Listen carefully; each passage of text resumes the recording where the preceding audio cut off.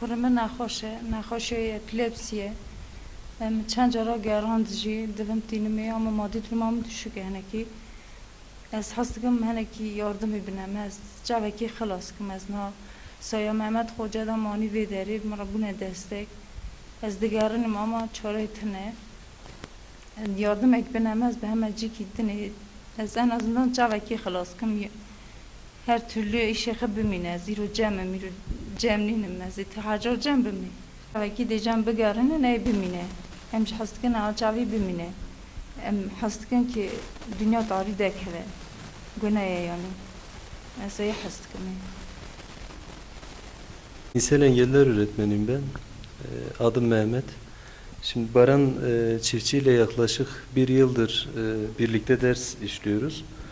Baran'da görme bozukluğu var. Tıbbi tanısı retina bozukluğu. Buna bağlı olarak Baran'ın diğer davranışlarını, bilişsel ve psikomotor davranışlarını da etkiliyor. Bu yani çocuk yürüyemiyor görme kaybına bağlı olarak ve günlük becerilerini yerine getirmekte zorlanıyor. Sol gözü tamamen görmüyor. Sağ gözü ameliyat olduktan sonra açılabilecek durumda. Ama ailenin bu konuda maddi bir desteği yok. Yani buna yardım edebilecek kişiler varsa bir an önce ameliyat olmalı. Ameliyat olmadığı takdirde sağ gözü de sol gözü gibi kesinlikle göremeyecek duruma gelebilir. Ayrıca epilepsisi var.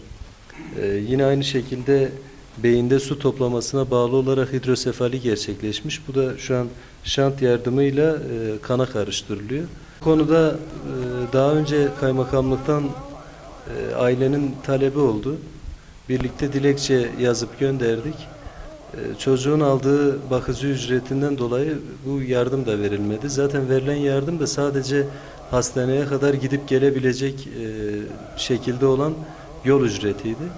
Bu yol ücreti çocuğun yarasına derman olmayacaktır. Çünkü bu tür ameliyatlar bayağı bir mali külfet gerektiren ameliyatlar.